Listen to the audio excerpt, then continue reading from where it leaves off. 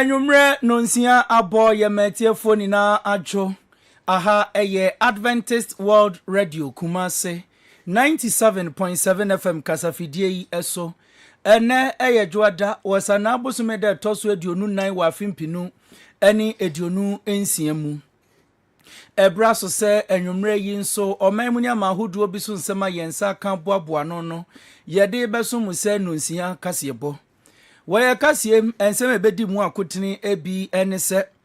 efisem so afo ede atudwa sesese mabunu no nubone no numa no womonom entimpenifo nso tu anamon se wobetu ase kra Ora Justin Kodua Frimpon NPP amanyoku no ono na ye twehwefo pani na wo hye se nimprenu so ye beto aba ede ama no wo de atudwa se wonom to aba ma na obedi obetumi ama Dr. Mahmoud Baumia obeya mampani afempimienu ne aduwotwe OSP Edia Tudja Echrimse ensemu a ekoso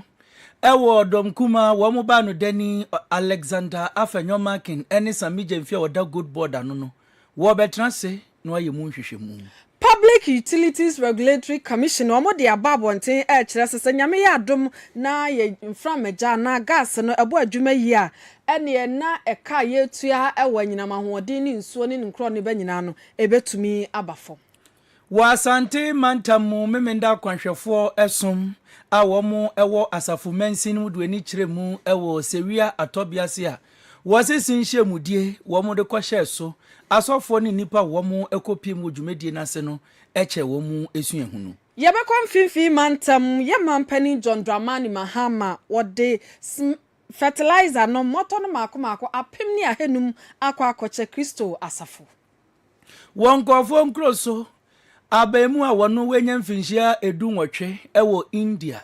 weja no hu fisoro akwakohwe fom wone ne maame ne papa nina afamu ato nananom ewo nsiedo a emu nkyeremu yede besommu yebeko US abrante wanya mfie no aduonu miensa wo kwa fiase na wakotwa ne mfie no edu wo ne nyina ne sekro no ba ekoso no eye chat GPT ankrofo de bo adwuma de ye nsohwe no wono de ekro no bo na ednam so wode boye yede mu enkyeremu nyina beba ewo kasem wei ene ensenkaye bi enanwumrei apesemakafo yafa bre ni abetra nkonwa so yede besom se enwumrei no nsia kasebo wo Adventist World Radio Kumase 97.7 FM kasafidie iso wuko Facebook and YouTube AWR Kumase 97.7 no and ubenya yen eyi 97.7 ifiso na ye no AWR Kumase nkoa ubenya yen waje nkyira hodo ni na fafa Facebook ho ye bekenkan ediamau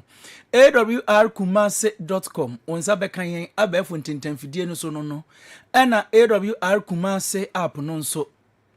wubetumi atwen ede ato tetefo no so bebi a wonam bia de wuhia any data bundle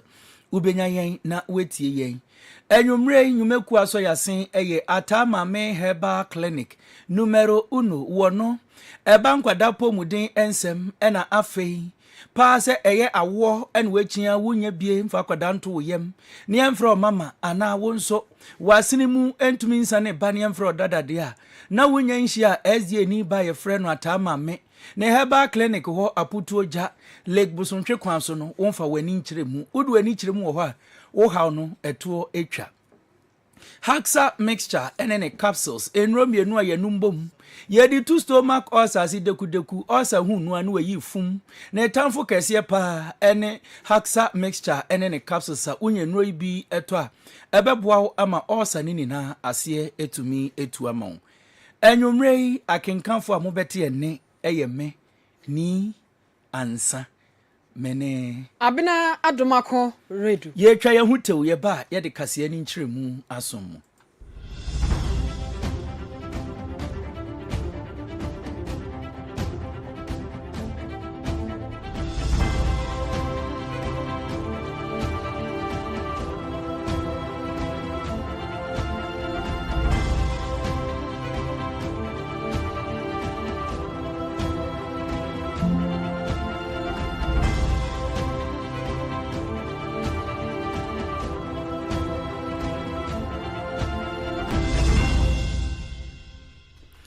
Afe yentie kase no enkyeremu Efisem so afọ onimonyamfo Mohammed Mubarak Muntaka edi atu dwa se na aso ye no abọ won homodin ye pa se enubone a ekoso ewo Ghana memu na ne titru mabunu wo mo ede won ho agi mu etusu sase wo mo de enubone nko a ene obe di hu dwuma no wo betu ase wode atu dwa ekire mu se wodu ani kirem ewo man Ghana mu a sese de enubone no emrantie no wo mo no ma wo mo mfere wo mo ani mbu wo mo dwe ene nipa mu kura wo betwini mi no agye mu ku ha na no na efisem Eswafo Muntaka Mubarak Muhammad edi tu dwachirem se enipa mako a wo mwetumi akire wo na ya hanu ne edunson afei wo mo abomoden se emu ohane ediosia enum de wode wo mo bekwa gina mrana no na emra no ene wo mu edi wo wieye ene wode atu dwa ene wo chirem se enubone a wo mo ne asoye a ehwe se nipa emfa nubone endi dwumadie narcotics control wo mo asoye kambo mu watumi agye no ene echen kroi wode atu dwa james awofo monhwe na muntumu mafo sanse nubone awodo no wo mo keka bo mu asika de eba no ene Ghana yesika opepe eduanan enum echiripo enan 45.4 million ena wo mo ede dwuma wo chemse wei emwa mampuntu enso emba efisem so afọ ediamanebo no etu yenim. Major challenge that confront us continue to be the illicit drug fight. And in a very special way, I must thank the Director General of Narcotics Control Commission and his team for the bold and decisive way of fighting this menace. Together, I mean, they do it in collaboration with the police and all the other security agencies. 217 arrests were made and 165 prosecutions initiated over the period. Over 8,500 kilograms of narcotics drug were seized, and also about 45.4 million tramadol tablets. You know, one of the biggest challenges that we now have is the youth using the synthetic drugs, and narcotics control has intensified its effort. And imagine, in less than 2 years, over 45 million tablets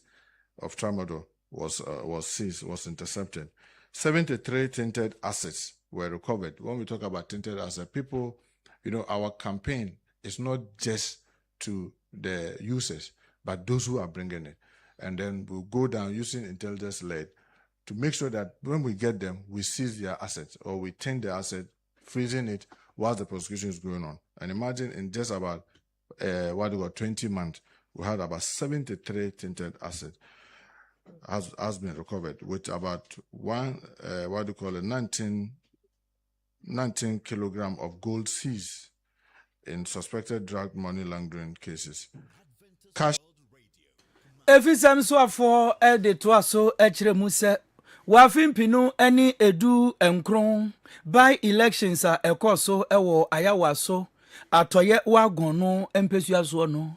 ene enipa bonfo bi te won hu gu monten so ekoye enipa bonefo sem enam so ema basabasa esore ye no chem se abrantia wo no ene edi dom anim wo frɛ dom se wonko enko enipa bonfo sem no eye Ernest Akomia dodo no a efrɛ ne double wono wodinin ho akanwura wo mo hwehwɛ na bepim sabrei wonsan kanu nemum enya de asoye no betena se wo behwehwɛ no akopim so wo bekire no a wo beba begina mrana no yentie nsem a yefisem so afo eka fa asa ensemi ho.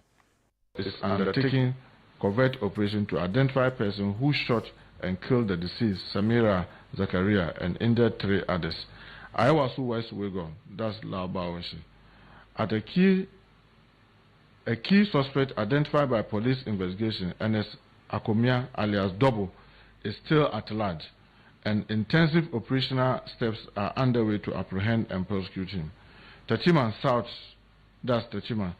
the former written autopsy report in respect of the deceased Mohammed Tajuddin Al-Hassan and Abdullah Ayarik have been obtained from the medical officer who conducted the autopsy. A duplicate docket is being prepared to be forwarded to the Attorney General Office for study and advice.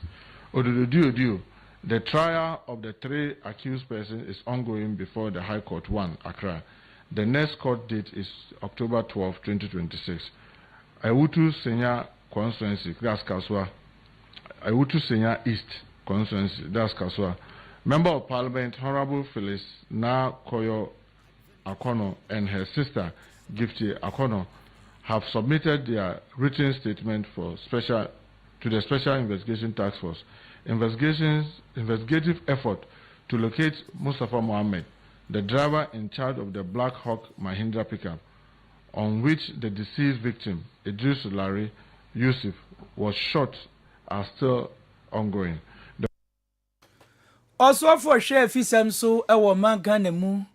onimonyamfo Mohammed Mubarak Muntaka ene etie nene no. Ora Justin Frimpong Kodua wodwani Echemu NPP amanyokuo ni mu a opani ne twetwerefo opani a wo party ni mu sabre de atodwa se ene atuhene ne asihinefo ewo ekuo ni mu wo mo sa de tumi ni hya nensa se wo ma twetwerefo emfama NPP amanyokuo no a ene wono nso beye de obetumi bia de na ho ade nyina ataye kire ama oman pani abedi akire wo ahomegye mekyerɛ ne onyamfo Dr. Mahmoud Baumia ene afi empimienu ne aduonu nwotwe abaye beto oman Ghana mu no wo behwe se opani obeje Franka na afenso abanwa no waforo atena so wodi nsem itudwa wabre okofa na krata kuruchire kuche ne ho asam eni kosan ahodo ebisebisa na krata no so woyi ni nyina no wie no asade akwa mpanifo asam mpanifo nye na afe wonsa amwa no na omeye twetwerefo pani wodi tudwa se wono so wote ase wo mo sa yi no ne mpre no so ometwerɛtwerɛ ma NPP amanyoko no a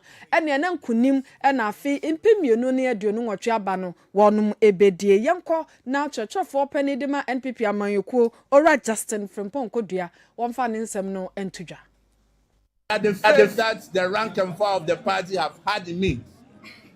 I will never disappoint them. And I can assure you that as General Secretary, I'll continue to give my unflinching, unalloyed support to Dr. Muhammad Baumia. It is my dream, and it's a dream backed with emotions and passion, that I will never leave any stone unturned. I will work to make sure that Baumia becomes president in 2028.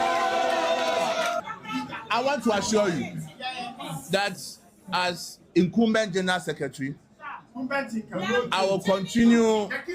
with my campaign based on message, on a campaign devoid of personal attacks, on a campaign based on what I have done and what I will do.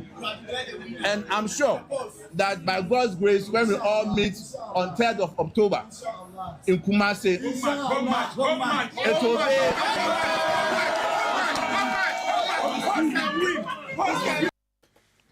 Ora Frimpong Kodua sa de fu aso se emfa ho se emfie mienu no NPP ene wonu mu di entwo ewo abato ayeto ye nanso na dwuma pa oboy no eka ho bi na party no atumi agina ne naso ababesi sabre yenko ne no nso de odeka ho no yenkutimra. At the point somebody thought that the party was even going to collapse. But when the party decided to take a bold decision for us to have calmness, to have peace, and to have order in our party, we decided to take a decision that has never been taken before. A very decisive decision, but at that time very unpopular. When we said that in order for the party to have peace and calmness, we needed to start the lesson with our flag bearer. I remember when we took that decision, many people chastised the General Secretary and members of National Council. But I can tell you that today we have been vindicated. By electing our flag bearer first, it has ensured that there is peace in our party. And the person who led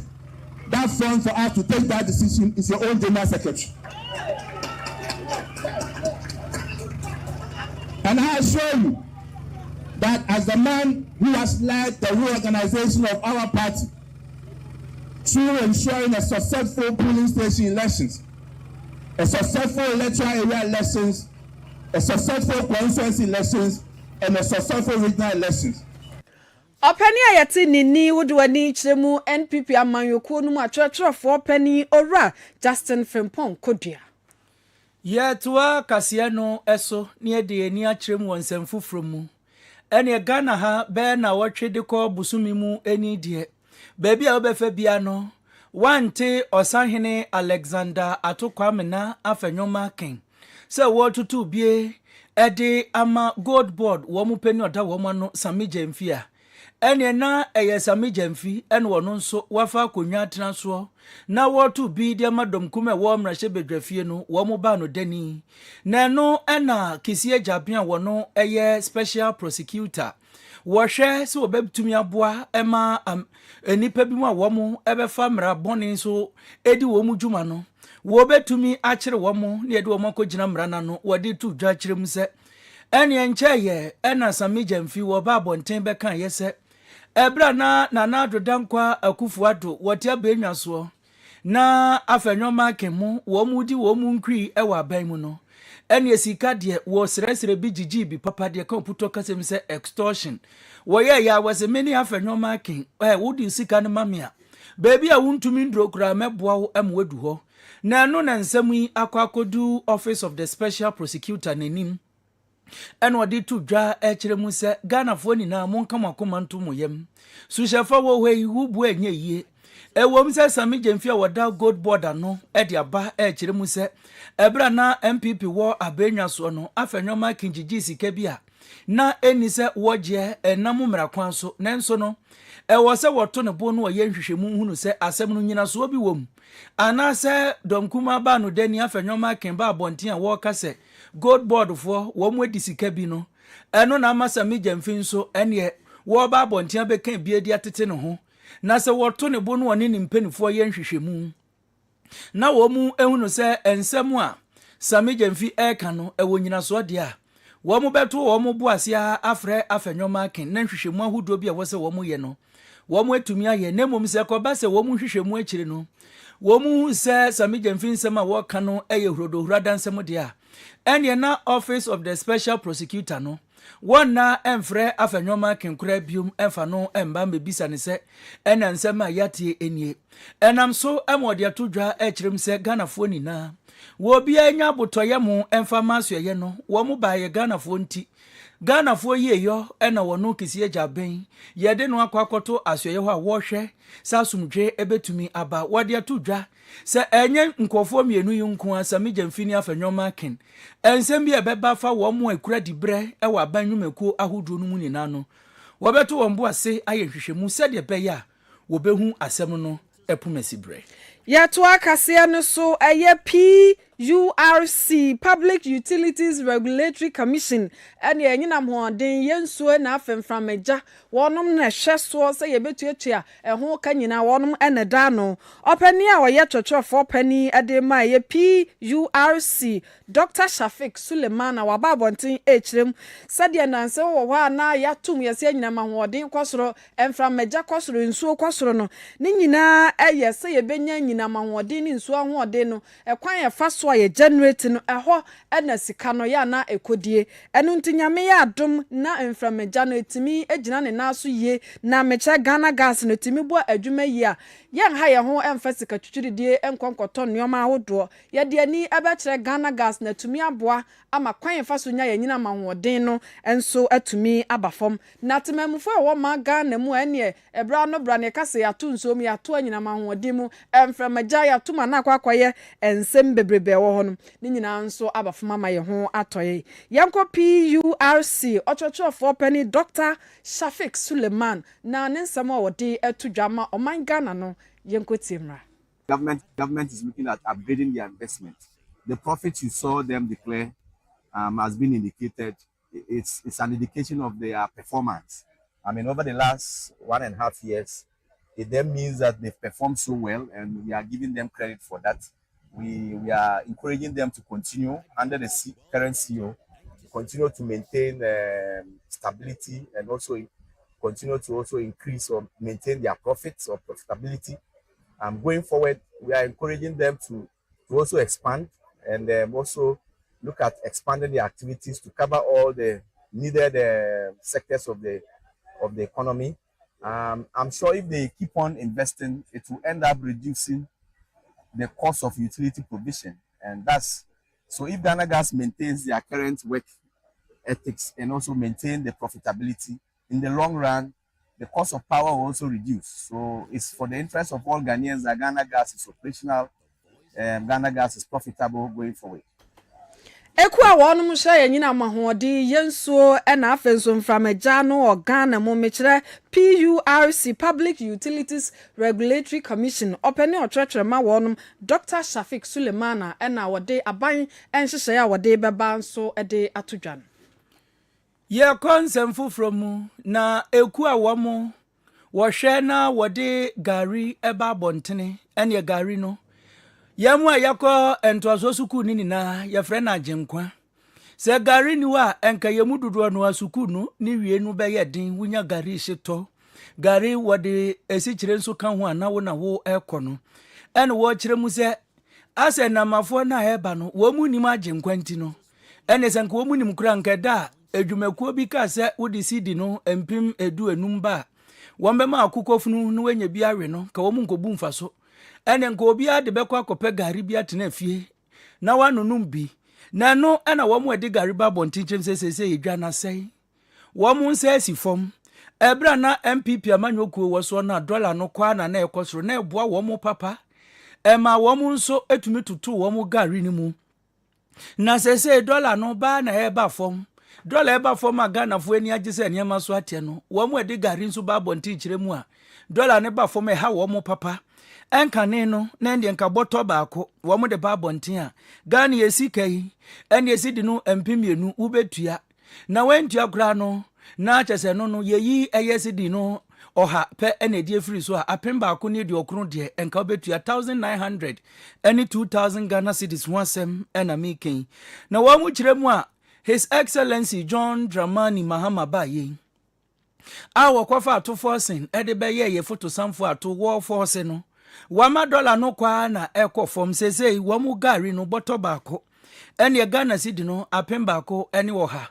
ene de eto na chese sika wamu ahwere no edoso papa wode atudwa kyerem ma gari na ka wamu nya difuo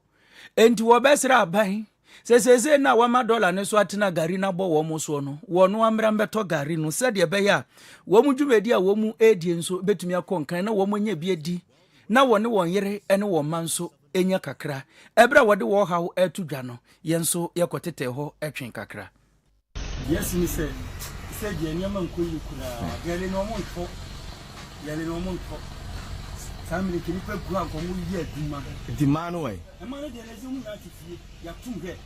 anina ya tum nse mu bia nya aduma wa ha bia nya aduma wa ha amma ya bere gare no first half 2 years family ne to gare 20 million 19 million And Jesus ya gare ni yesen. you see 11 million kura no And so say yento. aye den Nti Yesu ana. David wan hwe ne ya he yabesi every my Wamu a eye gari eton ewo man Ghana mu no wo kyerem se de aban no wama dollar no so tia na etie no wanhwe ni a wo mbeyi ne fi abenwa ne so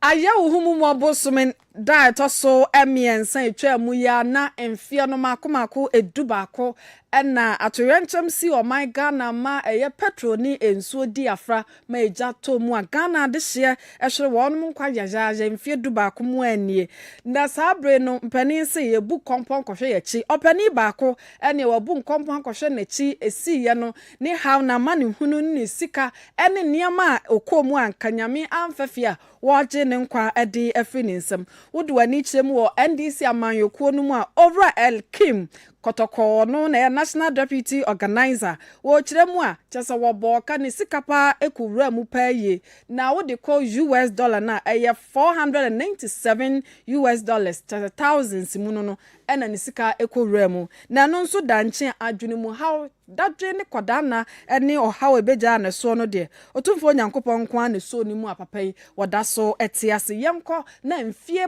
dubaako achi no ensemu esi opani ontwa ne mfonyini emfa nkyerɛ. I nearly committed suicide twice before. Because on June 3rd, 2015, the Circle floods. Do you remember the flood at Circle, the disaster? I lost close to $497,000 of my business to the flood. I was 31 years or so. I felt like my world has shattered. There was nothing more to do again. But here I am today. So imagine I had killed myself. But if you are not disciplined, if you cannot endure and you are not patient enough, you may even outstep your own opportunity. Because just when you are about being called, you have gone to insult Kabila, you have gone to say something negative about somebody who would have given you an opportunity. Openi ayati se woni enipa cha na nisu ade hunini ni ekomu eyora elkem kotoko wodi wani kiremu NDC amanyokuo no mu a wono ena ye National Deputy Organizer. Yadie ni kirem ewo Asante Mantamu. Na yeba Asante Mantamu a memenda kwanhwefo esom a ewo asafu mansin ni mu. Ekobo wo mu hu edwa efi nano brade twam hu bepim enu adai kwasie. Ewo sewia atobiase ninina eyo sisin hyemudie kase a wonde won hu agi mu ebie se de be wo beboa ama nipa wo mu esum Kristo na wo hwe ne maye toso mienu nanim no wo betumi agina yie ne nkoba sewiase amane ne ohaw kwana na embunkam emfa wo mu so enam so ema enipa wo mu ewo asafu mensini mu nina no ewo memenda kwanhwefo esum no mu ede woni kiremu ewa tobiase ena wo pani a wono wo ye sofo a wono mensini ni na oda wo no Pastor Peter Oseitutu ede etu dwagirem se wakwa wo sisinhye mu akopa nanso wei edutwemu se de nipa no wo mode won hu ehye mu ebeboa ye ebe kire se de wo pese wo som nyame diduro no na chese neni age ehun se Kristo maye tosumienu no ebe ne ya akora wo ne ma wode wo bekwa kopie mu ewo osoro ahini animu yentie district pastor ede Emma Asafo Peter Oseitutu ne nsema wode etu yenim. Medindi Osafo Peter Oseitutu Asafo district emuna me madwuma nyame adom afi 2026 ka meeting ye de abawie ye nyame nam na sofo ne mpanyfo so akasa akire afi botaya ye gina so kasa ye integrated for mission grounded in the Bible, focus on the mission. Say ye nyina ebetintim nyame asemu yahunu nyame apede ne ye de age adwuma say be ye betimi aka nyame asem no akire wiase nyina no kwasem say afi botaya mpanyfo gina so twere de esuan ma ye no wabo aye pa mejiri si efiri akwa nyame ba bia ebe yire no asuan Bible ye de hu be na afi nyamsam kakase edi animu a enche ebe hyase no ye nyina ye de ho ahyem mejiri se nyame be hyira ye na nyame ma eba ye nyina so ohwe ye dwomto ye mpaebo ya ho keka e kire se ya ti nyame ase nyame do ha wode do ye ya ti ase enti akoye nso ye be nyame do a kire ye sire se ebre bi akwanya beba se ogidi ni ka meet medru so no o ma mfa ho hyem nyame fa nwa kwa so hyira ne ma na nyame hyira ema ne ma nso so ya adefo nyame nhyira obi bia ba bi owo afimpa ya oboye e ma ka meeting ye nkonimdie na afeda nyame boa na eduru so a ye nkɔ ne saa na nyame a ohyira no obesane na wabehyira ne ma ye wura Yesu din mu amen. Osofu Peter Oseitutu nanu esi ye ena mensi ye asafo memenda kwanhwefo esom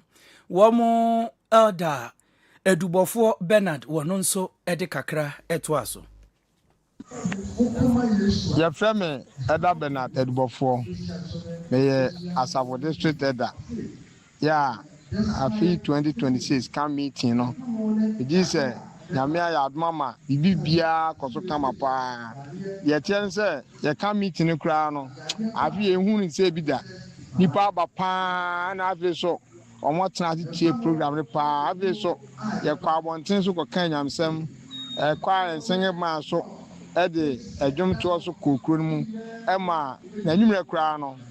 nipa bebre e ba besra enti ye kan say nyame won hye obi bia ye wonya akwanya wo kan meeting na intim fa de ya kan ni na intim fa ko ye adwuma enhye nyame dina no nyame na adom ti amen. Elder Edubofo a wono asafo esom no memenda kwanhwefo wo ye district elder wono enso di nanu disem to dwa ena Elder Daniel Osei wono nso ewa asafo esom no mu wode nenisu ade hu ena afei eniema wenya emfasode pa wenya ewo osisinhye mudie nase etu yenim yo bisafo asafo district ena abanhye mu wo Sevia DDD school mu ha say if free brother no nyame adon so biri biara ye ba se ye beye no nyame abɔ ye ho ba ma bibia ekoso kama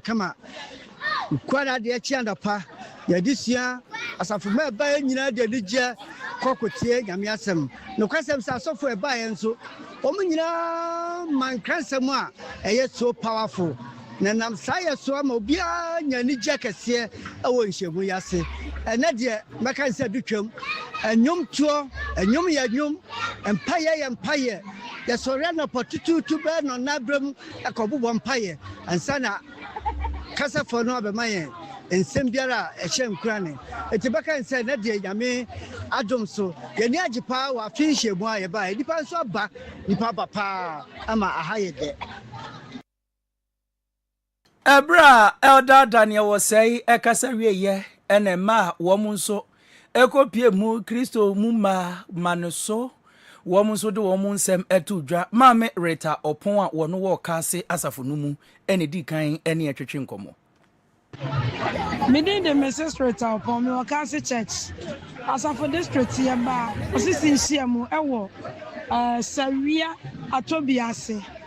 Na eno osisi nhia mu no nsempa osofo PO mensa ademaye no. Eniema ye kama se na de wa ma osisi nhia mu so ha ne ho.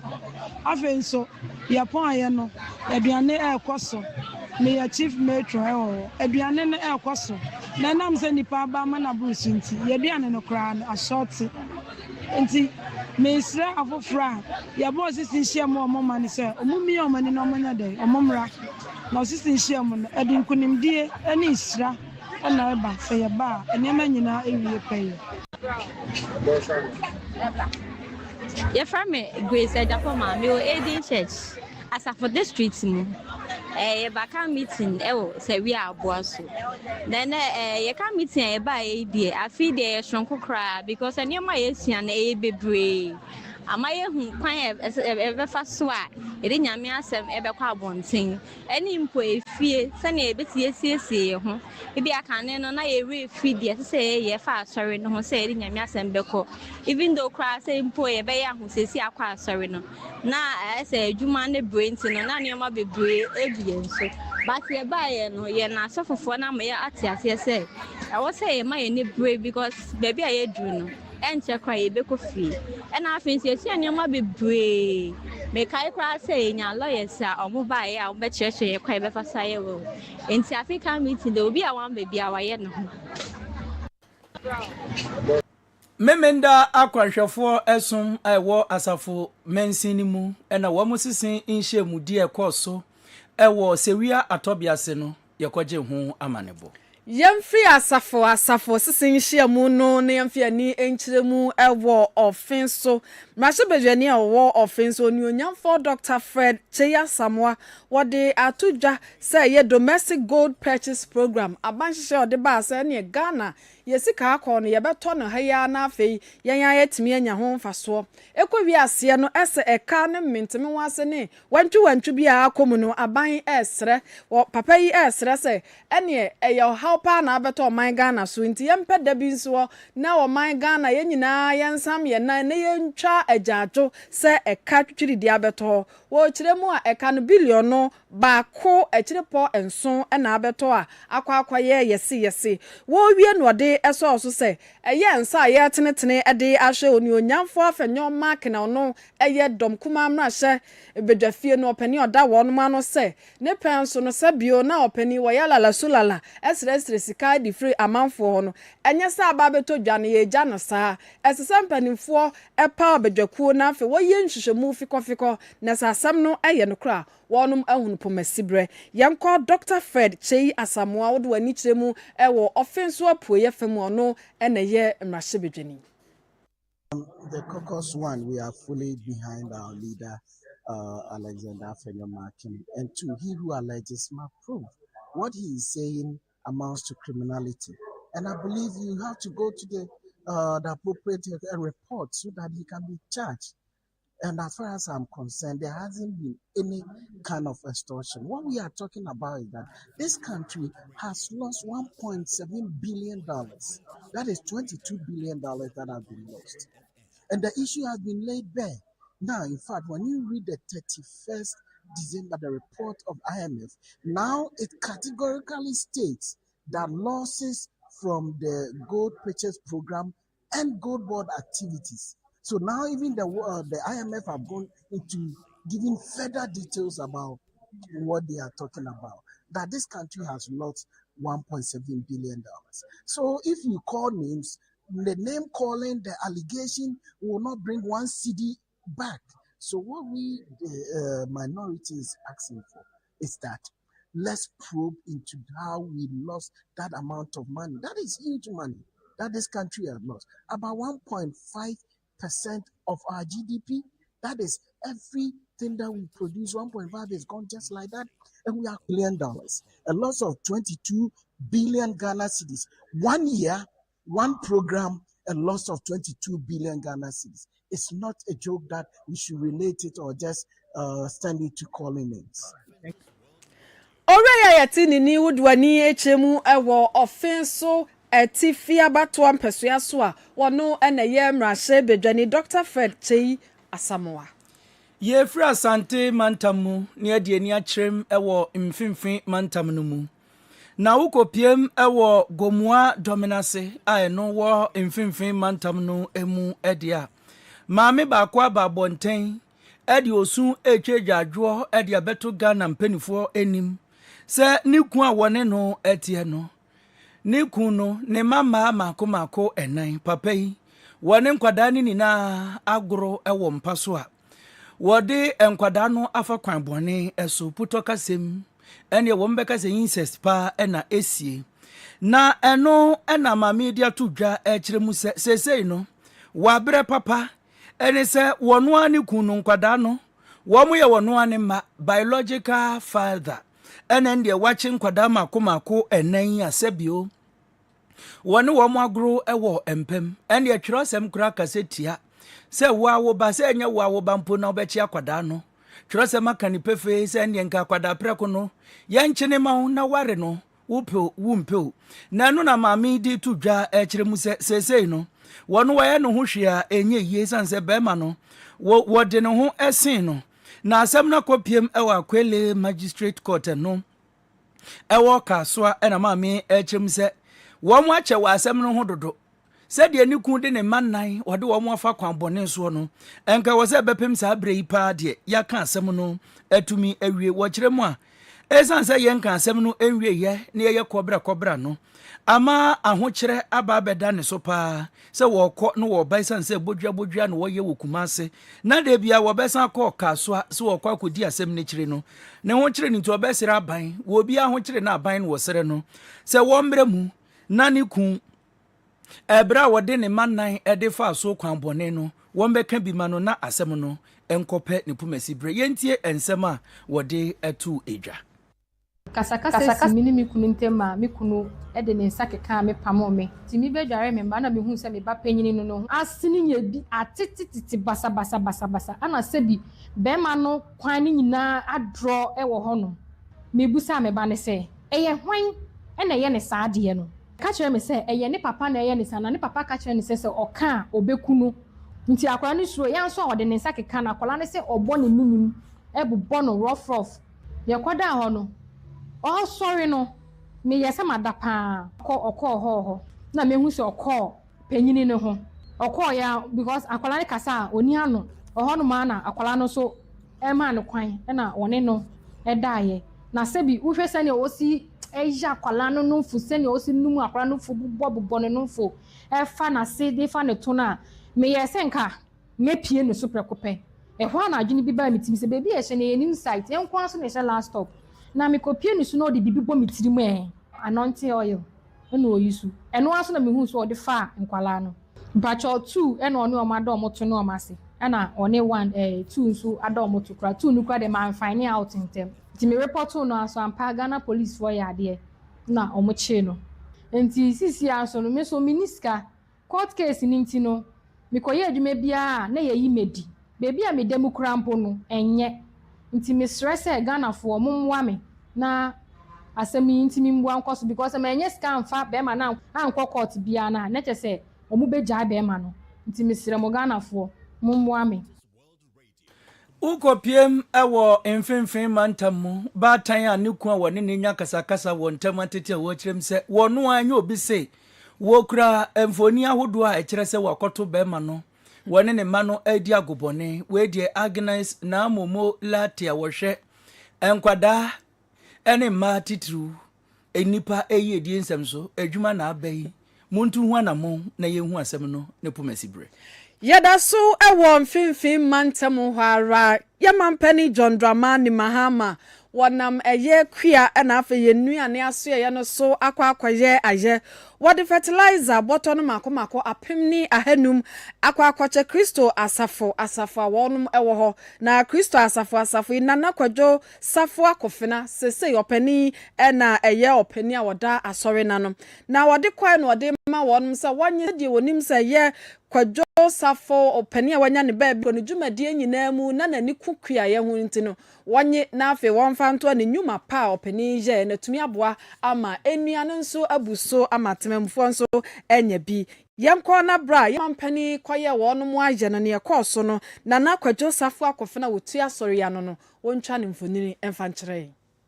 so ɛne yɛwɔ hɔ na yɛ mufa ɛbɛdonate 1500 ɛne yɛwɔ hɔ na yɛ mufa I'm say barely a month ago I made a pronouncement at church. The church is going to go into massive scale tomato farming. Because you share my muhanama, I'm saying tomato yadia ababe say gold no. And why you ding? The fi Burkina Faso mpempi make us say na wo Burkina ebini hanama into me yes I don't know. That so no. We share yeah one of your core values back where the shasia farming. Into farming no idea say be my bay. Opinion can say the mojamono naba, nanso me nyansa dodo a etame mechi abebo ama say adwuma akoso ntene ye 1500 fertilizers from Mofa say the baba ye ndwuma ku ahodo bibiri a sebe ye beko e wo ka ye adwuma no Nana kwadwo safo akofena wotu asɔre anu sese kasa wieye ɛna asɔre mpanimfo no bi nso ɛde tu dwase wɔn mo bɛboa ama ntosi mpo eduru mebi yɛkɔ Burkina Faso ɛna kɔkraba ɔman Ghana mu no ne nyinaa ɛyɛ ade a ebetwam ɛno nso sei ɛna asɔre mpanimfo no bi ɛde atu dwa na yewura mampani His Excellency yewura John Dumelo na me ankasa me wura Bride Dimodi order feed Ghana ano anamu ene me de sa ya asasi fertilizer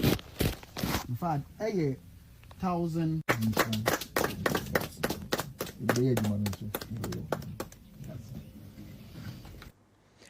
Wodi wani chemu ewo mfimfim mantamu a aya yemampani John Dramani Mahama onam ahye hwe yenuane na afa eku adwuma so ekoye Kristo asafo no eho ensem na ikutie baaye Ugusu etie Adventist World Radio Kumase 97.7 FM kasafidie iso enwumre no nsia kase yebo ene edu yeda so tinkonwa so yede esommo no na wo epuye mantamu efum krom eno eyokro ketu a eben ensanwem ado agiri mensi ne ho ene wo na pani a wono eye ohene popro kese a wo kro no mu na berima efum ansa ede atudwa kirem se aban mbra na won beboa wo akwan asei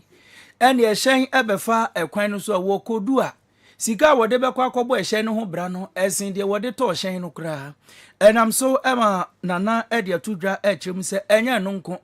apomudin so de ho akwatwe de ma wo mo apomudin aso eye bia eni ho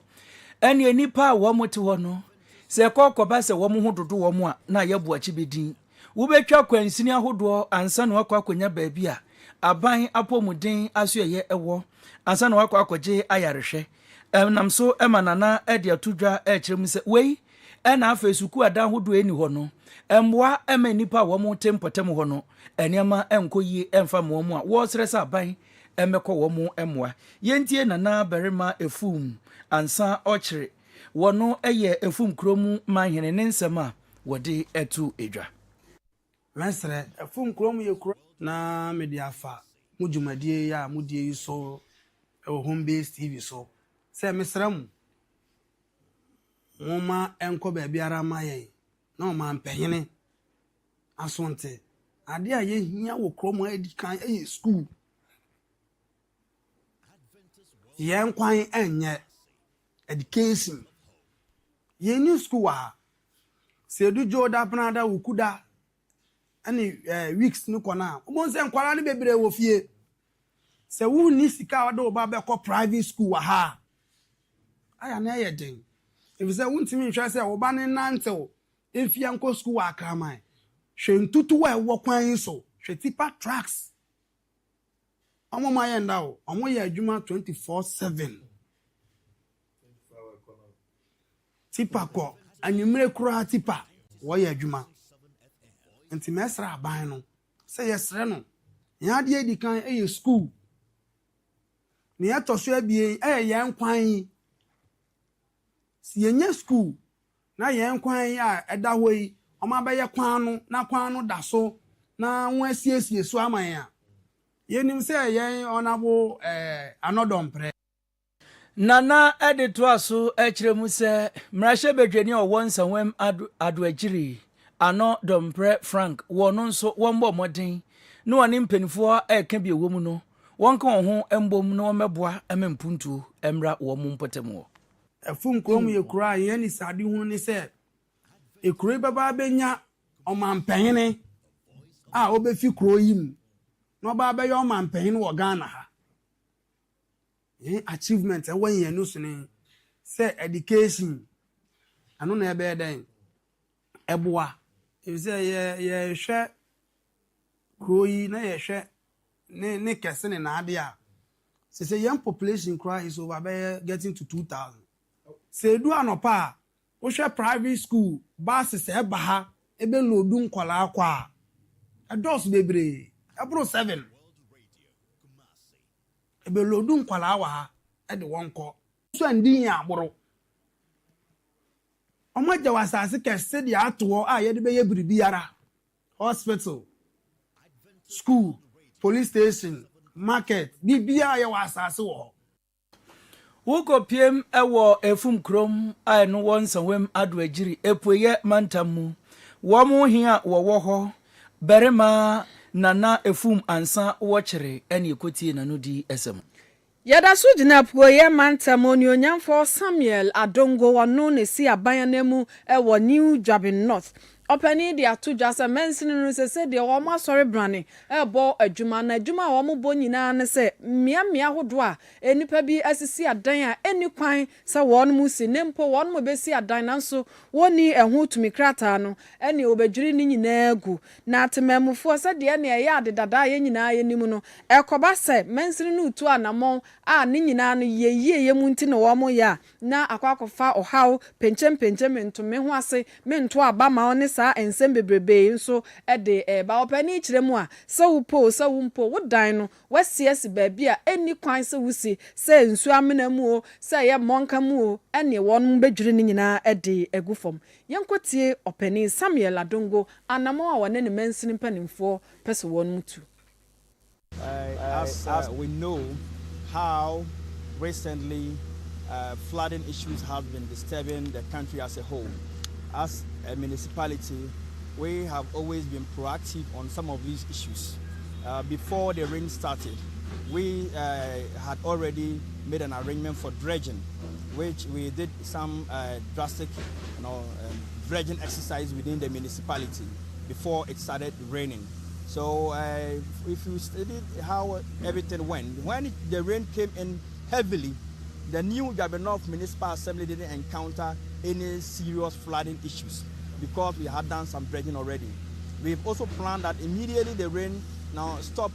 or come down a little, we will start the dredging exercise again. So that is why you will see us here today with this dredging exercise.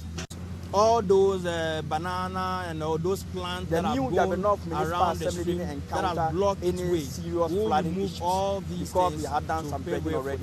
We've also planned that immediately the rain. What do I need to New Jabin North aban na musini onyonyamfo Samuel Adongo okasa wieye na engineer wono ewo new Drabin North eye Ora Samuel Dubuaten echirem se nya so mu fiti ya no mu betu anamo nemom enkrata asam ne nhyehyɛ nyina no miamia ahodo mu bebubu aban edan ne nyina no wo mo de ho nkrata nyina akwa wonom dada yenko na opani Samuel Dubuaten wono nso ne nsam a wo kafa anamo ya mensini no betu no wono nso emfantodwa. Unauthorized structures are not allowed in the municipality because these structures that we have, even though they are old structures, but they are too closer to the waterways. It's obstructing the dredging of the river. So we have invited them to come to the office, giving them notice to remove the structures. If they fail to remove it, we will take a legal action against them. What do I near Chemu awa poye mantamu na woko new Drabin North ene ye engineer wono wo ho na wo beboa ama mensiri no atusa na monyi na yete ninka no Ora Samuel Dubuaten ye gina we so na yadane ye ho ye ba ye beto akase ne so amamo.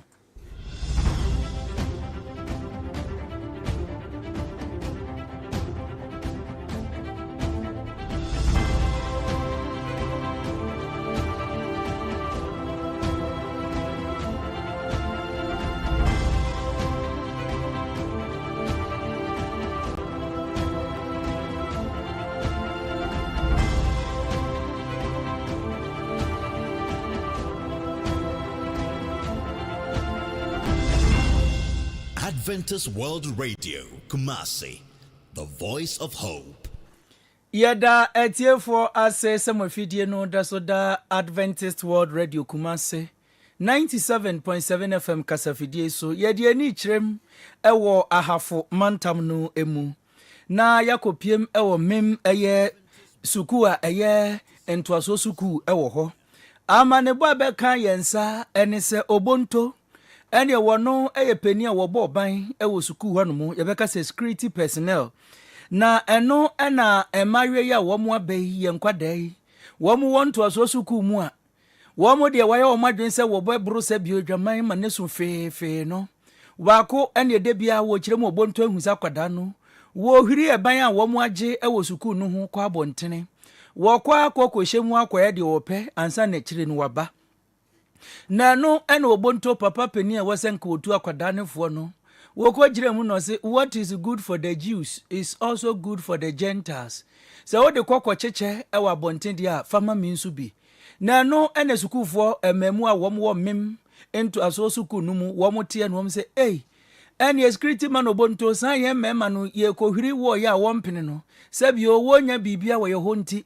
ene wo yesa ene ma ne de wotumi gya wo mu no mo ba watumi enso akwakoye wo mo bone ana eno na sukufo memu a yichirem se dabi wati ase enye yie peni a wotena fie ehwe ema enkwada ewe nanka no nanka wefo no ye kan ya wono enedi kan se de obonto wantumi entu ababa wa nasa kwada nefo se hu hia se obi afe na wonte aso suku mu de ubehwiri ban akwada ba mechi ansa na waba no emfamfa so bia mrew enso Kristo ne maye to so mienu no enso eni kura nhye ne nimonyam na wono nso nke wopese woni akwada no eye bibi ne de wonte ase na no ene wo mo de to obonto anim kire ne se wo ye pani bone na wo mo so ye nkwada bone wo mo ahyase ebeyi empanifo ahodo a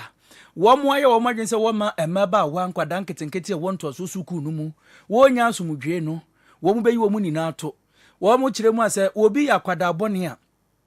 monkwaye wa bonten enye wo a wo ne wo suku no mu ena oni ne bedi sa ensem no kame ese nansen ene esa nsem no efiri akyerɛkyerɛfo ne so security men fo na sese wode wo ho agi mu a enkwada no emaba wa sede wo motie no omo ye nkwada bɔ no wudi akira obekwa akonya asem ebra nkwada no wo mo kire obonto na wo mo kasa kasa wo ho no ye hyeda atwen ketua bi edegu ye fidie so yeah, obonto born you. What they say about now? Obonto boy.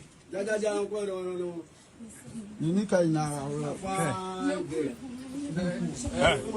Yeah, head you.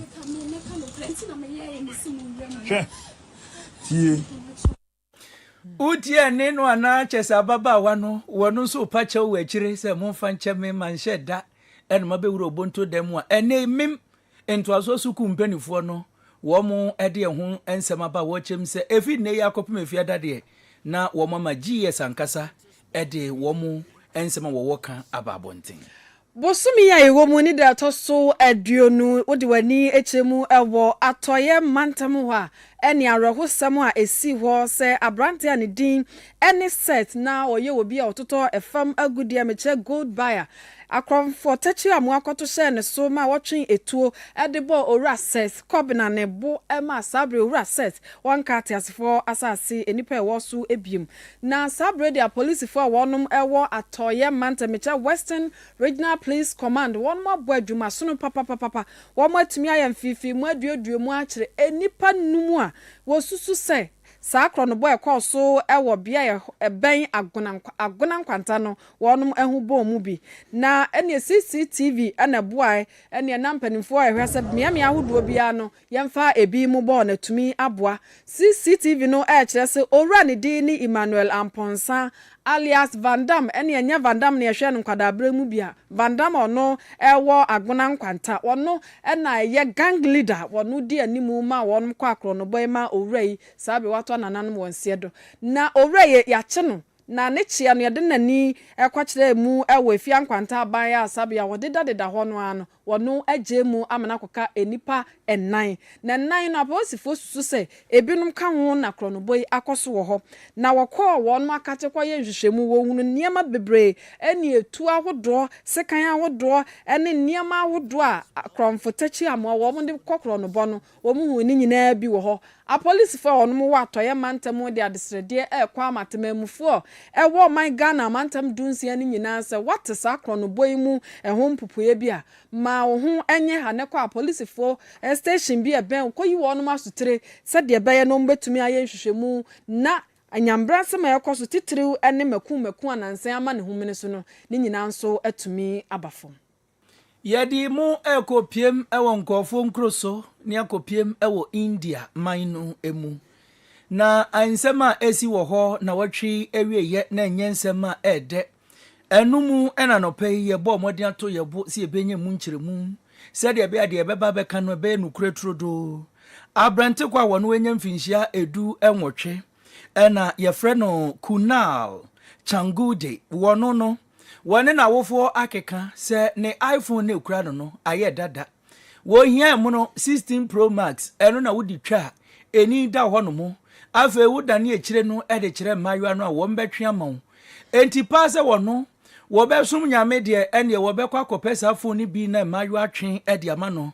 na wofo de tu nanim se mfinhye du watwe awanya iPhone 16 Pro Max no wo maame no wo papa yenhye da eni sika mekire owura Melida enafe Sangita woye ne maame enum na brante ne bufu ye enen de bepo tenten pa wo kogina esoro wo ba AWR Kumase 97.7 kasa fidie su ye Facebook AWR Kumase ni YouTube AWR Kumase wo benya mfoni ni na ahwe wo kogina asoro ene wo papa wode no me ba Kunal na wo nsi famo emba ene wo ba ye be kokra koto foforo e de ma 17 Pro Max kra na wo pa ene ye be kwakoje e de ma brante se da bi munyi tetefon no mfanto efom heye mo de to ho wi anu mahunu se ampa mo beto e de ma me brante no wo ko nachi eko gina ba bia na chese no akato ne brom na wakwa akotum eno no wo papa wo fi se ne ho de ne sen ne ba no nti wo kwa akotwe no wo na nkofo otwe no papa san wachi ne bag bo nachi wo di America so wo kotwe kwada ya twe oni o papa ni na ene ne tenten eche nkroyi mountain afaja to grandfa no ho a wo mu fi soro a efom sei hwitum kutukum na no ene wo ba Sangita wono nso ehwe ene wo se da bi we de ne krantumi wono nso kwatwe ne kon a ene pa wono nso a ofi soro ho no mo a efom dwasa wo mu miense ni na to nananom ewo nsiedo enam so ma India bai no de abasa wofo efutuo ene wo de kwa mamu ene nya India nko wo Ghana no wetie bi ene se wo de tetefon ehya kwada no a ma ne boro so a wankogu anim ase ewo nipa bu a anhwa na de eto India for abatan a papa ni ne bai ni na wo mkogu fom dwasa ema wo ba no nso koka ho a wo miense ni na to anananom wonse do no anhwa na ebi nso ababeto yantoa so free US of A. Sabra ya kasai di abrante wanya emfie no aduonu miensa ne din ene Deron Louis Pine wanya emfie no aduonu miensa wokọ afiase na wakotwa emfie no du ade aka ho womra bonten ne wanya emfie no aduasa miensa eye chat GPT a ene ensohwe kontambrantam ubohyemu a no ode anu yi ama wono wono de wonfa nsua de kronobo bi e so ewo I3 bank branch no wo omaha no abrante eye chat no ode yeye na ne niam obubo hyemu etumi bo ano ma akro no bo wotumi bo ne yie no wo bo hyemu wo se law enforcement response time ene na posifo na abambofo BBC a ebra wo mutumi edeba ema wo hunu se wo mo aba eno nso da nchen ekwan ya faso ya assemble pistol etuo no ekwan be na ya faso bobo ani nyina no ene kwan obafaso wo benya etuo ne nwa kade nyina bi wo di chat ya chin kakran ne akwankyere kakran wo no de ma no eno ene boa no a wotumi ema no kobos akro no na obi kase ne ya che abrante de ene chat kro no nso nka ye nche no emfa ntum bi chat no ntimi enche no na mom panifo ebo amane esa chat eye GPT abasa beboa yen mfa mobra ewo okwan paso se de wo pe ade bia wo nwomasuya mu na oba entam so ode ma wo no yen hwe na titiri awofo no nso se ye hu se ye ma no ene waka wotiri asimu ewo fon so ene sa ne omanioma ihu a ma ye nte ye hu nkotena baabi yemfa ye ni eni akire na ye hunu ebra wono mu ebo ewo ntenten fidie no so kasia no esi ensemedi mu akotini ebi ene se efisem so afọ de atudwa se mebuna wo man Ghana mu nu bone no wo mate egu so a ano edin wo ye nhwehwemu akoso a chi wo mu akani nesan se nipa ahanu ekiride wakire wo mu ede akopiem ewa posifo akache Church-for penny dema NPP amanyokuo sabre wo hye se wo mbeto aba saade ama no mekire owura Justin Frimpon kodua wo kire se wonum to aba no ma na wo beye de obetimi ama Dr. Mahmoud Baumia afimpimienu ene aduonu nwotwe aba ebeto no wono beye nkunimdifo OSP ede atudwa echem se ensema ekoso se Alexander Atokwa Amena Fanyoma King wono wakwagigi sika bia enam kwanso no wo beye nhwehwemu said the bay obehu asem no pumasibre atorenche ma be yan on my Ghana kom mfie duba ko akire mecha ye ohun mu obosome no ne da toso me ensa no akire nu owura ba ko ne wo kom ne de nka wo ye no otwa ne nyina emfonyini ede kire wo asante mantamu asafo memenda kwanhwefo esum wo hod woni kire mu wo sewia atobiase a osisin hye mudie no wo mu mpanifo kire mu se aboa ema wo maben Christ pa Yefra Sante Mantam ha de ni echiremu wo mfemfe mantamu yeman pani John Dramani Mahama woni asoye hwe ye nuane ene kua yeso won makwa akoya je e de fertilizer oha apemba ko ni ahanum e de ache Kristo asafo won kofo grosso wo India mine mu ye de betu manim se abrantia ba kwa wo se na wofo wo monto abefu iPhone bi emfama no na wofo antono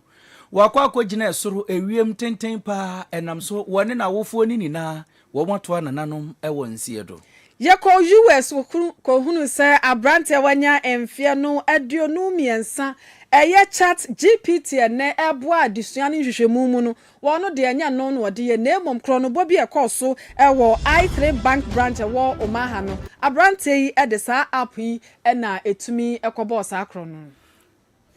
wei ene ensenka ye bi ene nwumrei apesemakafo ye fa brebe trankonwa so de besum se enwumrei no nsia kase yebo wo Adventist World Radio Kumase 97.7 FM kasafidie so atama me herbal clinic enkwada pomudensem ene awo numere unu wo betene te ede amount Haxa mixture ene ne capsules osa edro kase pa ebetu osa nase ede amount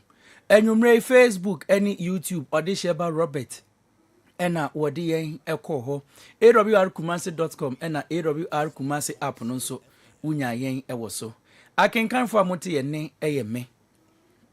ni ansa mene abena adomako redu yemamumo eni